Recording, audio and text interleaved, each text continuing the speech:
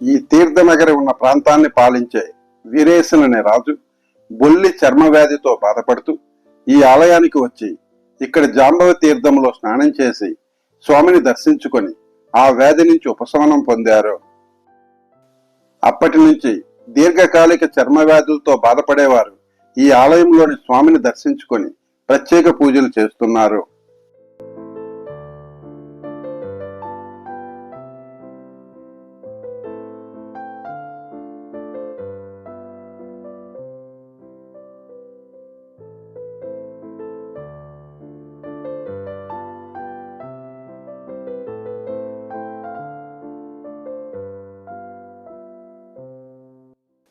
సుందరమూర్తి నాయనార్ యొక్క శ్లోకాలతో ఈ ఆలయం గౌరవించబడినది.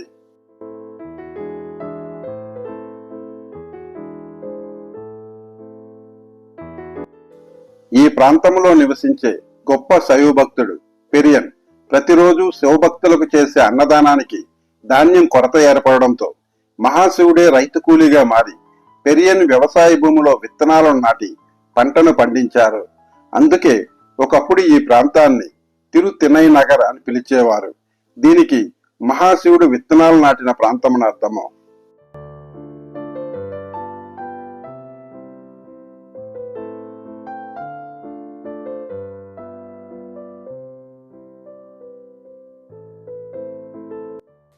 ఈ ఆలయంలోని దక్షిణామూర్తి విగ్రహము భోజనానికి కూర్చున్నట్లుగా కాళ్ళు ముడుచుకున్న భంగిమలో ప్రత్యేకంగా కలదు.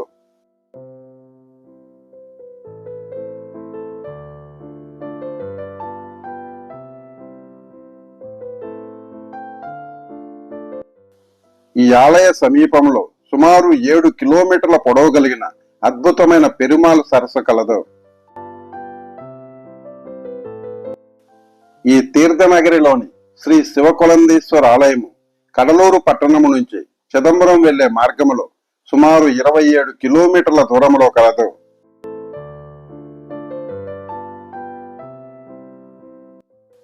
ఈ ఆలయ పూర్తి సమాచారం కోసం యూట్యూబ్ సెర్చ్ లో 37 శివక్షేత్రము శ్రీధర్ రాజు అని టైప్ చేయండి.